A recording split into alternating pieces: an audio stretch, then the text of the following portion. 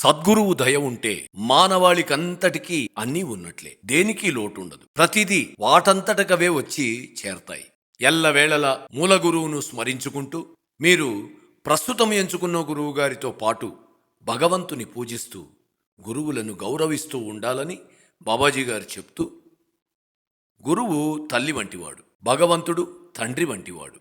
బిడ్డకేమో పై ఇద్దరూ ఎప్పటికీ అవసరమే.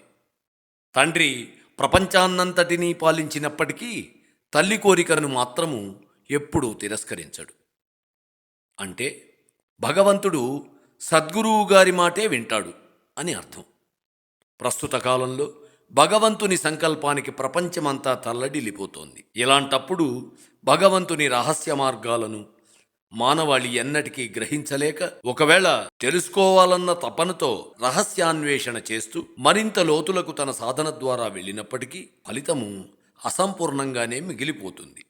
ఇలాంటి క్లిష్టమైన పరిస్థితులలో సద్గురువును ఆశ్రయించటమే ప్రధానమైన అంశమై ఉంటుందని గుర్తించండి.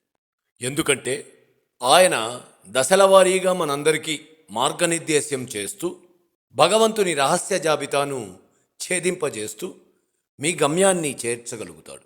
కనుక సద్గురువు యొక్క నిశ్శబ్ద భాషను తెలుసుకోవాలనుకుంటే, భగవంతుని రహస్యాలను నేర్చుకోవాలనుకుంటే సర్వస్య శరణాగతి చేస్తూ సాష్టాంగపడి సమస్తము ఆయన పాదాలకే అర్పించగలిగితే ఆయన అనుగ్రహాన్ని మరింత ఎక్కువగా పొందగలరని గుర్తించండి.